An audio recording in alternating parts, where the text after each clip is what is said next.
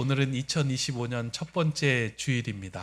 지난 한 해 동안 하나님의 은혜로 우리 교회를 지켜주시고 또 너무 감사한 건 교회 학교 부서들이 각 부서로 흩어져서 각자의 예배를 또 한 해 동안 잘 드린 것 너무 감사하다라고 생각합니다. 그리고 여러분들이 이 자리에서 또 올 한 해, 작년 한 해 내내 예배 드리고 또 올 한 해 예배 자리에서 얼굴을 마주할 수 있어서 너무나도 감사합니다. 올 한 해도 복된 한 해가 되기를 주님의 이름으로 축원합니다. 오늘은 새해 첫 주일입니다. 그래서 2025년도 교회 표어인 교회 다시 빛이다 라고 하는 제목으로 여러분들과 함께 말씀을 나누고자 합니다.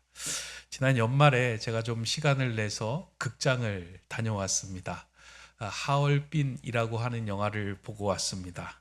이 영화는 안중근 의사가 하얼빈 역에서 이토 히로부미를 저격하는 그 과정을 담아낸 영화입니다. 근데 이 영화가 다큐멘터리 식으로 풀어낸 영화다 보니까 자칫 중간에 좀 졸리기도 하지만 이 영화가 품고 있는 빛과 어둠의 대조, 그리고 간간히 이렇게 주인공들이 뿜어내는 묵직한 대사는 이 영화를 이렇게 울림 있게 보기에 부족함이 없었다라고 생각을 합니다. 이 영화를 보면서 제 마음에 큰 울림을 주었던 대사가 하나 있습니다. 주인공인 안중근과 독립군이었다가 마적이 된 박점출이라고 하는 인물이 서로 다른 장면에서 이렇게 이야기합니다. 나는 길을 잃었습니다. 아마 영화를 보신 분은 그 대사가 인상 깊게 들려왔을 겁니다. 이 두 사람은 동일하게 나라의 독립을 위하여 싸우던 중에 어려움을 당하고 길을 잃게 됩니다. 그런데 박점출은 자신 혼자 아무리 노력을 한다고 해도 독립에 영향을 주지 못할 것이다 라고 하는 생각에 도중에 그 길에 주저앉아 버리게 됩니다. 그리고는 마적이 됩니다. 그런데 안중근은 그 전쟁 중에서도 포로를 배려하는 마음을 행하면서 전쟁의 도구가 되지 않으려고 애를 씁니다. 그러나 그러한 노력에도 불구하고 그로 인하여, 그의 결정으로 인하여 수많은 동지와 가족들이 목숨을 잃게 됩니다. 그 상황에서 그는 절망하여 어두운 길을 걷게 됩니다. 그 상황에서 자신은 길을 잃었다라고 고백을 합니다. 그럼에도 불구하고 그는 다시 일어나 걷는 가운데 자신의 목숨이 죽은 사람들의 몫이라는 것을 알게 되고 그들을 대신하여 독립을 위해 오늘도 살아가야 하겠다라는 다짐을 하게 됩니다. 똑같이 길을 잃었지만 어떤 사람은 그 상황에서 주저앉게 되고 어떤 사람은 다시 일어나 자신이 가야 할 길을 찾아 나서게 되는 것을 이렇게 명백하게 보여준 장면이다, 대사다라고 저는 생각합니다. 이 영화를 보고 난 후에 며칠 후에 제가 대학에서 함께 신학을 공부하였던 동창들을 몇 명 만나게 되었습니다. 한 자리에 모여서 이제 이야기를 나누는 가운데 그 모인 사람들 중에서 두 사람이 현재 자신은 교회를 떠났다라고 이 커밍아웃을 하는 거예요. 근데 두 명 모두가 제가 알기로는 목회자 자녀인데 왜 떠났냐라고 이야기를 물어보자 교회는 희망이 없다라는 생각에 교회를 멀리하게 되었다라는 겁니다. 그 이유를 자세히 들여다보니 교회가 세상보다 깨어있지 못하고 세상 사람보다 더 욕심을 부리는 것에 회의가 느껴져서 멀리하게 되었다라는 겁니다. 그리고 세상이 어두울 때 정치와 사회에 참여하지 않고 교회 안에만 갇혀있는 그 모습이 답답해 보여서 자신은 나오게 되었다라고 이야기를 합니다. 그 이야기를 듣는데 저는 하얼빈이라는 영화에서 길을 잃고 마적이 된 박점출 그 인물이 생각이 났습니다. 나 하나 깨어서 열심히 산다고 해도 그것이 독립에 아무런 영향을 주지 않는다라는 생각에 주저앉아 있는 그 모습이 오버랩된 것입니다. 그리고 난 후에 이 안중근이 이 영화의 마지막에서 이런 대사를 나레이션으로 한 것이 또 생각이 났습니다. 길을 잃었음에도 불구하고 자신은 다시 앞으로 나가겠다라고 하는 그런 고백의 대사를 마지막에 엔딩 장면에서 합니다. 그 내용이 이렇습니다. 어둠은 짙어오고 바람은 세차게 불어올 것이다. 불을 밝혀야 한다. 사람들이 모일 것이다. 사람들이 모이면 우리는 불을 들고 함께 어둠 속을 걸어갈 것이다. 우리 앞에 어떠한 역경이 닥치더라도 절대 멈춰서는 아니 된다. 금년에 못 이루면 다시 내년에 도모하고 내년 내후년 10년 100년까지 가서라도 반드시 대한민국의 독립권을 회복한 다음에라야 그만둘 것이다. 이 안중근의 내레이션을 통해서 들려지는 이 대사가 오늘 이 땅을 살아가고 있는 교회와 성도에게 외치는 소리처럼 저는 들려왔습니다. 비록 이 땅에 어둠이 짙어지고 교회가 신뢰를 잃었다고 할지라도 그 자리에 주저앉는 것이 아니라 다시 일어나 빛이신 주님을 붙들고 나아가야 하는 사명이 우리 교회에 있기 때문입니다. 사실 오늘 우리가 이 자리에서 평안하게 예배할 수 있는 이유는 누군가의 희생과 섬김, 그 한 사람이 작은 빛이 되어서 그 자리를 묵묵하게 지켜주었기 때문에 우리는 이 자리에서 평안하게 예배할 수 있는 것입니다. 우리나라 조선 시대에 복음을 모르는 그 어두운 땅에 복음의 빛을 전하고자 그 복음을 들고 온 많은 선교사들이 있습니다. 그 선교사들의 눈물과 헌신으로 이 땅에 교회가 세워졌습니다. 그 과정에서 대부분의 선교사는 수많은 방해와 병마와 시련을 겪게 됩니다. 그럼에도 불구하고 그들은 주저앉지 않고 계속해서 자신이 들고 있는 복음의 빛이 꺼지지 않도록 그 자리에서 묵묵하게 그 자리를 지켜나갑니다. 양화진 선교사 묘역에 가면 이와 같은 그 시대를 살아갔던 많은 사람들의 무덤이 있습니다. 그 가운데 루비 캔드릭이라고 하는 젊은 여 선교사의 무덤이 우리에게 울림을 줍니다.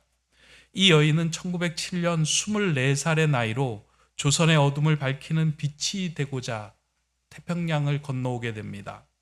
그렇게 조선에 온 루비 캔드릭은 아이들에게 영어를 가르치고 아픈 아이들을 간호하는 일에 최선을 다하게 됩니다. 그러니까 이 땅에 와서 자세히 지역을 들여다보니까 어둠이 가득하고 깨어있지 못한 사람들을 향하여 자신이 알고 있는, 자신이 먼저 만난 그 주님의 빛을 그들에게 전하기 위해 최선을 다하며 살아갔던 것입니다.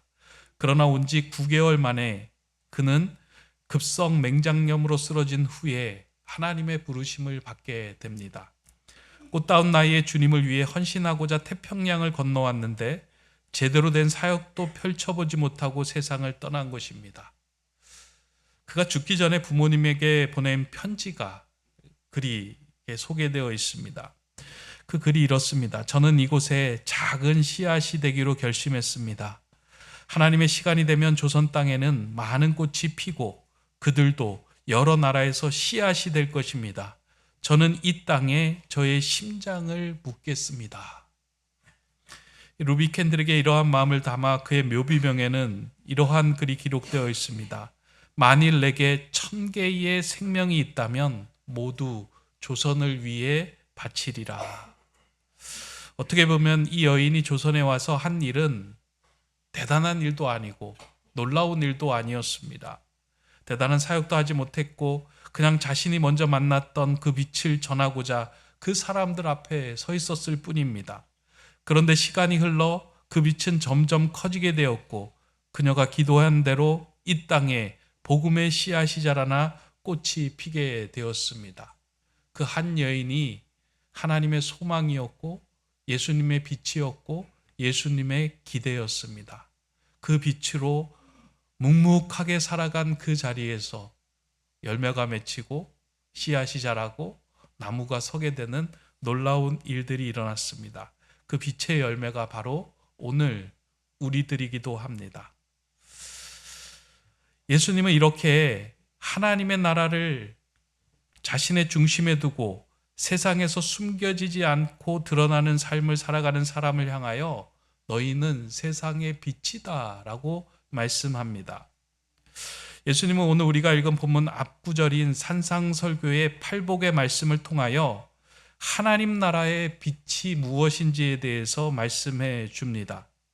예수님이 생각하는 그 빛이 무엇인지, 그 제자들이 들어야 하는 빛이 무엇인지를 제자들에게 전해줍니다. 그 첫 번째로 하신 말씀이, 팔복의 첫 번째 말씀이 심령이 가난한 자가 복이 있다라고 하신 말씀입니다. 세상의 빛은, 세상에서 말하고 있는 그 빛이라고 하는 것들은 부유하고 재물이 많고 유명해지고 모든 것들을 넉넉하게 가진 것, 그것을 빛이라고 생각하여 그리로 달려가지만, 예수님을 진정으로 만나고 참빛을 만난 사람은 심령이 가난한 것이 빛임을 알고 그 길로 나가게 된다라고 말씀합니다. 내가 의지할 것 없고 내가 어디에 도움을 청할 데가 없어서 오직 하나님만 붙들고 의지하며 가난한 자로 살아가는 자, 그 자를 통하여 하나님의 나라가 이루어진다라고 말씀합니다. 어떻게 보면 이러한 말씀은 세상적으로 어리석어 보이고 바보처럼 보이는 말씀처럼 들려옵니다. 그런데 예수님은 그렇게 말하는 자가 세상에 비치며 그렇게 말하는 자를 통하여 하나님의 나라를 이루어갈 것이다 라고 말씀합니다. 그것을 믿고 나아가는 사람을 향하여 예수님은 오늘 본문 14절의 말씀을 합니다. 함께 읽습니다. 너희는 세상의 빛이라 산 위에 있는 동네가 숨겨지지 못할 것이요. 예수님께서 너희는 세상의 빛이다 라고 말씀을 하시는데, 이 말씀은 명령이 아닙니다. 권유도 아닙니다. 야, 너희가 세상의 빛이 될래? 빛이 되어줄래? 라고 이야기하는 말씀이 아니고요, 선언의 말씀입니다. 너희는 그냥 세상의 빛이야, 이렇게 말씀합니다. 이것은 너희 존재가 빛이다 라고 하시는 말씀입니다. 그런데 오늘 우리가 읽은 이 본문을 읽을 때 우리는 지금까지 세상의 빛이다 라고 하는 그 빛에만 주목하다 보니까 이 본문이 담고 있는 그 1차적인 의미를 많이 놓치고 이 본문을 해석할 때가 많습니다. 지금껏 우리는 이 말씀을 이해하고 들을 때 그리스도인은 어둠을 밝히는 빛이 되어야 한다라고 하는 말씀으로만 머물렀습니다. 세상의 빛이다, 그러니까 그리스도인은 어둠을 밝히는 빛이 되어야 한다, 이 말씀이구나 라고 해석했다는 겁니다. 물론 그러한 의미가 없는 것은 아니지만 이 구절이 말하는 1차적인 의미를 우리는 찾아내야 합니다. 이 말은 무엇이냐면, 예수님을 만난 자는 숨겨지지 않고 드러나는 존재로서의 빛이 된다라는 것입니다. 그러니까 숨겨지지 않고 드러나는 것, 거기에 오늘 본문의 말씀에 핵심이 담겨져 있는 겁니다. 너희는 빛이다 라고 이야기했는데요, 그 빛의 의미는 숨겨지는 것이 아니라 드러나는 존재로 살아가야 한다라는 말씀입니다. 이걸 뒷받침해 주는 표현이 산 위에 있는 동네가 숨겨지지 못할 것이요 라는 말씀이에요. 그 당시 유대 땅에서 모든 동네들은 산 정상, 산 위에 동네가 이렇게 형성이 되어 있습니다. 멀리서도 그 동네를 보고 저기에 동네가 있구나라고 하는 것을 알게 된다라는 겁니다. 마찬가지로 15절에 나오는 등불을 켜서 말 아래에 두지 않는다라고 하는 말씀도 같은 맥락입니다. 예수님을 만난 자, 그 마음의 빛을 품고 살아가는 자는 빛인데, 그 빛이지만 그것을 말로, 여기 말은 대박이에요. 그러니까 우리나라의 그 표현으로 한다고 하면 그 구리터 들어가는 어떤 고무다라이 같은 거, 그러니까 이걸로 이렇게 등불을 켜놓고 덮어놓는 것이 아니라 등경 위에 올라나서 모든 사람들이 보게 하는 것, 그게 세상의 빛이 가진 의미이다라는 말씀입니다. 저는 이 말씀은 오늘 교회로 모여서 예배하는 성도들이 우리가 주의 깊게 들어야 하는 말씀이다라고 생각합니다. 오늘 많은 그리스도인들은 교회와 세상에서 익명의 그리스도인으로 살아가려고 합니다. 자꾸 나를 감추려고 합니다. 나를 드러내지 않고 적당하게 거리를 두고 신앙생활을 하고 싶어 합니다. 물론 적당하게 거리를 두는 것도 필요하고 중요한 일이기는 하지만 때로는 이렇게 적당하게 거리를 두는 가운데 내가 예수를 믿고 교회를 다니고 그리스도인이라는 것까지 감추며 살아가고 있는 것이 오늘 우리의 모습이다라는 거예요. 왜 그것을 감출까? 그 이유는 내가 불편해지기 때문입니다. 교회에 다니는 사람이 희생을 감수해야 하고 더 정직해야 하고 예수 믿는 사람들이 더 사랑해야 한다는 그 말이 불편하다 보니 우리는 내 자신을 감추려고 합니다. 또한 이 땅에 교회라고 하는 것이 신뢰를 잃다 보니 내가 그곳에 속해 있다라고 하는 것이 드러내서는 이익이 될 게 없다라는 생각에 자꾸 내 신분을, 예수님께서 빛이라고 말씀해 주신 그 말씀을 자꾸 감추려고 한다라는 것입니다. 그런데 예수님이 말씀합니다. 너희는 세상의 빛이다. 너희는 숨겨지지 않고 드러날 수밖에 없는 존재다라고 말씀합니다. 예수님께서 여기서 세상의 빛이다 라고 말씀하시는 것은 어두운 곳을 비치라 라고 하는 그 말씀 이전에 너가 나를 만난 것이 자랑스럽게 여겼으면 좋겠다라고 하는 예수님의 기대가 담겨 있는 말씀입니다. 예수님이 참 빛이잖아요. 그 빛을 만나 우리가 빛이 되었는데 이 빛이 참 빛을 부끄러워하거나 이 빛에 대해서 제대로 드러내려고 하지 않는 그런 삶이 아니라 너가 나를 만난 것, 너가 나를 만나서 새롭게 된 것, 이게 너에게 너무 자랑스러운 일이면 좋겠다. 너는 그러한 세상에 빛이 되는 삶이 되면 좋겠다라고 말씀하신 것입니다. 우리를 향한 기대를 품은 말씀이 너는 세상의 빛이다라는 거예요. 교회가 빛을 잃어가고 신뢰를 잃어가고 소망을 잃어가고 그렇다고 해서 너가 숨겨질 것이 아니라 그런 것이 아니야. 너는 세상의 빛이야. 나는 너를 기대하고 너에게 소망을 두고 있어. 그러니 너가 나를 만난 그 진정한 빛으로 자랑스러워함으로 살아가면 좋겠다라는 말씀이 너는 세상의 빛이다라고 하는 말에 담긴 의미입니다. 지금 청소년들 중에 한 학급에 한 30명 정도 있는 그 학생들 중에 예수 믿는 사람 손 들어봐 라고 이야기하면 아이들이 손을 안 든다고 합니다. 교회 다니는 사람 손 들어봐 그러면 한 두세 사람 손을 든다고 합니다. 대학교에 가면 더 많은 아이들이 자신이 교회를 다니고 그리스도인이다라고 하는 것에 대해서 자랑스러워하지 않는다고 합니다. 이제는 그것을 자꾸 감추려고 한다는 거예요. 저는 올 한 해 이것이 좀 회복되면 좋겠다라고 생각을 합니다.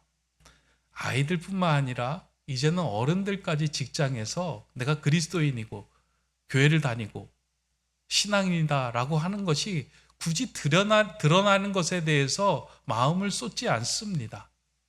그것 때문에 불편하고 그것 때문에 더 희생을 하는 일에 대해서 그걸로 인해서 내가 혹시 욕을 먹을까 하는 생각에 자꾸 나를 덮어두고 감추려고 하는 것이 오늘 우리의 모습입니다. 그런데 저는 올 한 해 우리 교회는 예수 믿는 것이 자랑스러워지는 교회, 성도들이 되면 좋겠다라는 생각이 이렇게 마음에 들었습니다. 세상의 빛이다라고 하시는 말씀은요, 어둠을 비춰라 이 말씀 이전에 너희가 주를 만났으면 그것이 너희 마음속에 자랑이 되게 해라.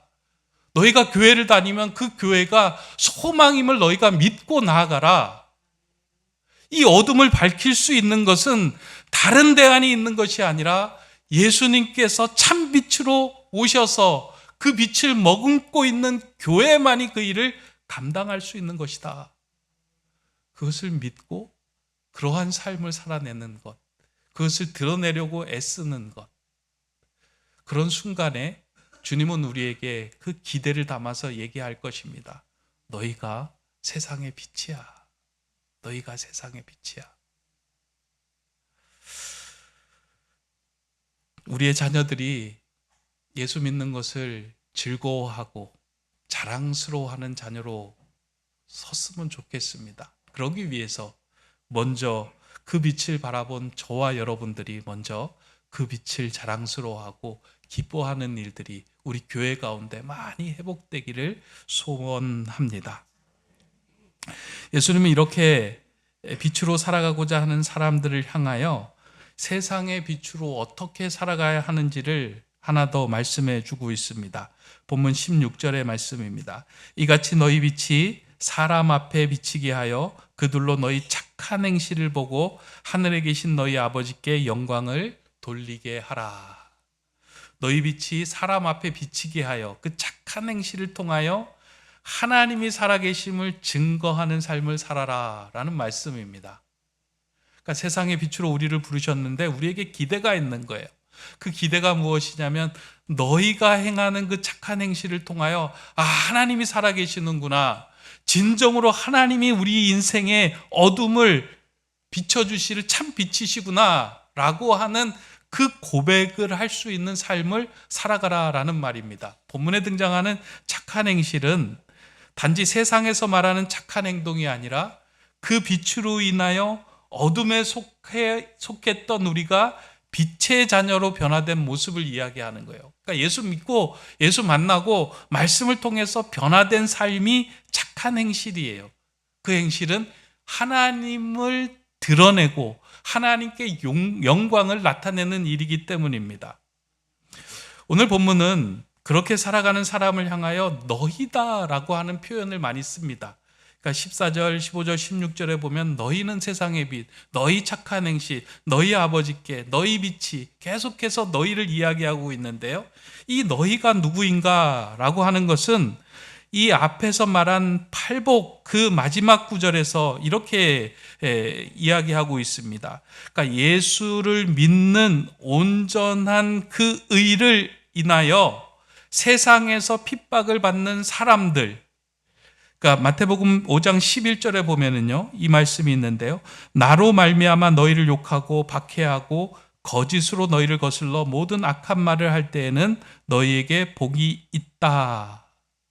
그러니까 예수님의 말씀으로 살아가고자 하며 애를 쓸 때, 그 자신을 드러낼 때 그 드러남을 통하여 핍박을 받는 자, 그 사람들은 세상의 빛이 된다라고 하는 거예요. 저는 이 말씀이 참 중요한 말씀이다라고 생각해요. 그리스도인이 살아가면서요, 여러 가지 어려움과 핍박과 힘든 일을 만날 때가 있어요. 그때 그 길에 주저앉는 것이 아니라 주님께서 이야기해요. 너희가 세상의 빛이다. 여러분, 어려움 당하잖아요. 힘든 일 당하잖아요. 도저히 상상할 수 없는 어려움 앞에 서 있게 되잖아요. 그때 그 길을 떠나거나 그 길을 외면하지 말고 주님이 우리에게 이야기하는 거예요. 너희가 세상의 빛이야. 지금 당하는 어려움과 문제들을 하나님 나라의 방식으로 풀어가서 하나님 살아계신 것을 보여주면 좋겠다. 그 말씀을, 그 기대를 전하신 것입니다. 예수님이 우리를 향하여 세상의 빛이다 라고 하신 이 선언은 이 땅에 세워진 모든 교회를 향한 예수님의 기대를 품은 말씀입니다. 세상이 교회에 대하여 신뢰를 잃고 교회에 소망이 없다고 말하지만 예수님은 교회를 향하여, 예수님을 따르고자 하는 사람들을 향하여 이렇게 말씀합니다. 너희는 세상의 빛이야.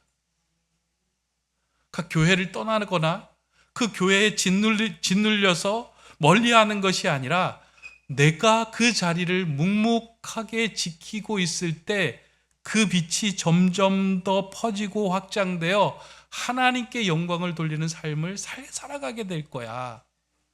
그걸 붙들고 사는 모습을 보여주면 좋겠어. 그러한 말씀을 우리에게 전해줍니다. 저는 그런 생각을 해요.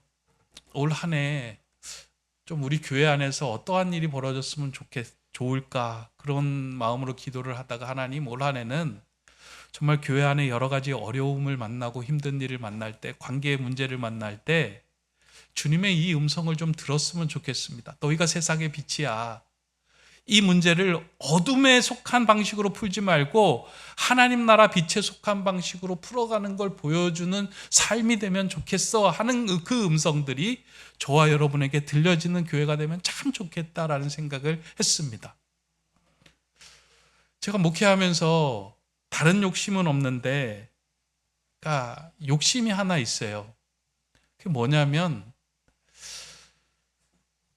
어디 가서 말씀을 전하거나 제가 말씀을 준비할 때 그 말씀에 맞는 예화들이 있잖아요.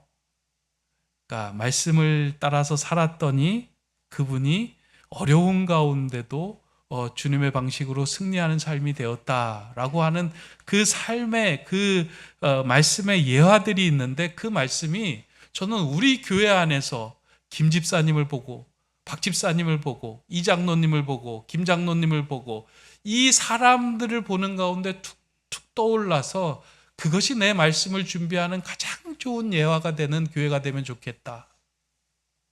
어렵고 힘들 때 짓눌리는 것이 아니고요, 어둠에 머물러 있는 것이 아니고요, 일어나는 거예요. 넌 세상의 빛이야. 하나님의 방식으로 이거 풀려고 나를 빛으로 부르셨지, 나 어둠에 짓눌러 있지 않을 거야. 난 빛의 길을 하나님의 방식으로 하나님의 말씀으로 이것을 풀어나갈 거야 하면서 거기에 꿋꿋하게 서 있을 때 그 교회는 다시 빛이 되고, 그 교회는 생명을 전하는 생명의 울림을 가진 공동체가 됩니다. 올 한 해 저와 여러분들이 그런 교회를 좀 만들어 가시면 좋겠습니다. 저도 여러분들 그런 이야기 하잖아요. 우리 목사님은 어떤 목사님이야 라고 할 때 여러분들의 그 이야기에 담겨 있는 예화로 제가 설 수 있도록 저도 세상의 빛으로 최선을 다해서 살아가겠습니다. 여러분들도, 주님의 기대를 갖고 있는 여러분들도 주님의 기대에 합당하게 살아가면 좋겠다 생각합니다. 그렇게 우리가 다시 숨지 말고 드러나서 주님의 빛으로 정말 주님께 영광을 돌리고 하나님 살아계심을 증거하는 빛된 교회, 교회 다시 빛이다 라고 소망을 외칠 수 있는 그런 교회가 되기를 간절히 소망합니다. 그런 우리 세움 가족 여러분 다 되시기를 주님의 이름으로 축복합니다. 기도합니다. 사랑의 하나님, 2025년 한 해는 주님의 기대를 저버리지 않고 세상의 빛으로 다시 세상을 비추는 교회가 되기를 소망합니다. 우리의 선자리에서 빛으로 부르신 주님의 기대에 합당하게 살아가게 하시고, 하나님을 믿는 것을 감추지 않고 자랑으로 여기는 우리 교회 되게 하여 주옵소서. 내 삶의 문제를 하나님 나라에 합당한 방식으로 해결함으로 하나님께 영광을 돌려드리는 근사한 교회, 다시 빛이 되는 교회가 되게 하여 주시옵소서. 참 빛으로 오신 우리 주 예수 그리스도의 이름으로 기도드립니다. 아멘.